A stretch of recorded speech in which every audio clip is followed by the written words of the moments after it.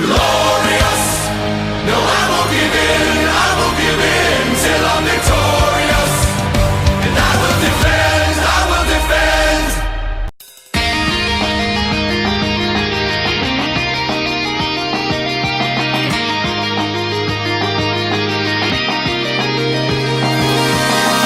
I don't know an early release happened on the account of this chapter's qualities, and if it's true, I wouldn't blame them. This chapter is fantastic. To think I waited for so long for Saiko to grow and become one hell of an investigator, and it was worth the wait. Not only this chapter is load of crazy fun, but it proves that Ishida can work a different atmosphere, keeping things fresh and exciting. The last chapter left me so hyped for this one after Saiko finally stepping in and developed someone that doesn't betray her character. Right from the start, I was blown away by her Kagane with the reference to Buddha, or for gamers, Asura's Wrath moment, since that game is over the top epic. I remember that Eto, I believe it was her, stated that Kagane can be manipulated and form something to your own advantage. If you recall everything before this, it is certainly true in a subtle way. There are Kagane that could have left it simple, yet some use it to either prevent exposed weakness or make it into their strengths. You can say that Ayato's part in Auction Raid Art is one of the few examples. Saiko has shown that she uses her Kagane in a slice of life daily routine, even back at Reed, where she is using it like an extra arm. The irony is, Q Squad members are working hard to make their Kagane stronger, yet Saiko is more laid back while manipulating like a game that ultimately has her improving her use of creativity for combat. In short, it pays off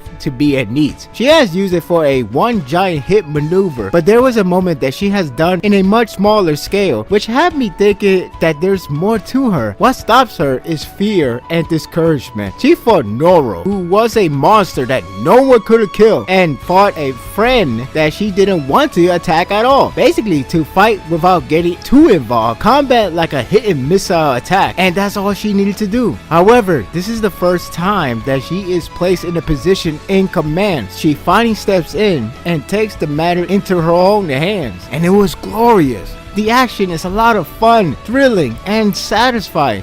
The way on how Saiko fights is purely reference to her own life with a lot to showcase, all in an exciting manner. All that was missing was ora. I was highly entertained by her action, and I just love how much of a stereotype she was pulling off as a shonen protagonist. The way she portrayed in there is excellent because it helps us to remind us that she's a NEET. So not only she manages to call out names like a manga series, but she even copied the imagery of one. The part where she canceled out one Kagane to form another is so cool in her own rights. Uri actually puts up a good fight, even though he is a lunatic at this point. That said, it helps to make the battle exhilarating. What also helps is how Saiko pulls off and reciting many quotes that perhaps could translate well in the real world, like shouting out insults, nicknames, etc. She even makes a new form of Kagane called Macho. I think that's how you call it, like a super mode or a transformation, as if it is incredibly self-aware of his nature. It is incredibly fun to watch her react that I forgot that this is supposedly a horror genre, at least going by what USA classified this series, but that's a good thing. The series has gone through many different forms of action, so this one is among of the cases of refreshing entertainment. There are plenty of great notes to take, but the action is balanced by the flashbacks that reinforce the characters,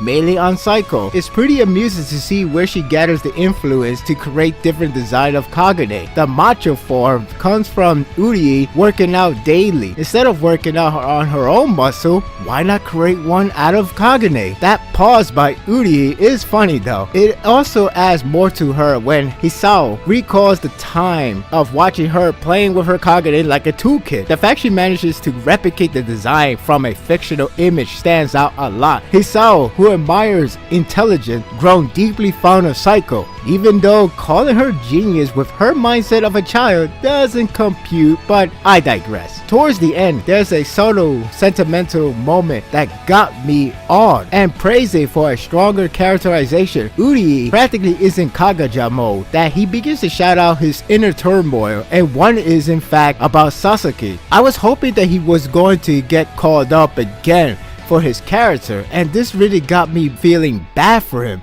It's clear that his last on-panel communication with Sasaki truly traumatized him, and it's hard to blame him. Sasaki did leave the squad shortly after, and he still feels the great pain of losing a friend. I don't blame Kaneki that much, but he should have counseled him in a friendly manner. I said that as much because Kaneki was going through a traumatic event himself as well. It only makes me wish for them to meet each other once more. The sincere yet strong moment is at the end. If I could scream like a little girl, I would when I saw Saiko taking a stab by Urie. I couldn't have fainted, damn it. When Saiko hugs him, this is among the rarest time to see how much she has matured significantly. After a series of exciting set pieces, this is a pretty touching scene. Urie did come to his senses before he was injected with suppressor by Hisao. Saiko's words are funny, I mean, especially with the big tits. I'm just quoting, yet heartfelt. She's truly an angel that we weren't aware of. For the record, her words on men taking the bait are not exactly inaccurate. Correct me if I'm wrong, but that Hisao smiles is probably the first time we've seen her like this. She nailed the feeling I have with this chapter. The visuals are a lot of fun to watch. Ishida really shows that he had a lot of fun time drawing these panels of Saiko acting like a hero straight out of a manga. There are also a lot of great fun action sequences to behold as well. The fight is like no other, and that's great to see something new and entertaining. Watching series of Saiko's Kagane designs is pretty fun, especially where you can see where it comes from. The end of the battle is charming. It brings a good feeling that I left out satisfied. It brought a lot of different kind of emotions, laughs, excitement, fear, and heartwarming. The cliffhanger is interesting yet troubling as the V members are heading to a location that is pretty vague with little traces of clue. On one hand, they probably may go to the lab and create a bigger problem for Kaneki. On the other hand, they probably go into a place that we are least expected, and that's actually worse than the former suggestion. Also, it appears that they're not really under Furuta, so I guess it's a handshake deal, not a complete takeover.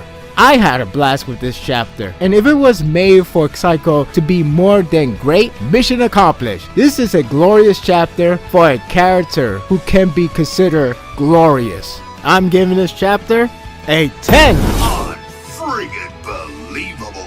This is something that is really different for the series, but it's a really good difference, and it's always nice to change the pace as well as to change the atmosphere to his own different take on his own characters. So seeing Saiko being portrayed like this not only makes it fun, but it makes her look so strong, so great, and probably make somebody's best character in the list right now. And I'm just happy that she has a shiny moment, and it's guaranteed to have more of her to be on the spotlight, because this series really treats the side characters really well. What are your thoughts of this chapter? What was the best Kagane form? I actually like the first one because it just reminds me of Buddha or just Asura Wrath or anything. You see how a lot of mangaka managed to put the culture within the series in their own cool way, and it works so well with Saiko. So definitely it handles so well. I really enjoyed this chapter. I read it so many times. This was really damn good. And now we're going back to what we remember the best, depressing times of Tokyo Ghoul. My thoughts are told. Don't let yours on hold. Leave a comment below. Thank you for watching this video.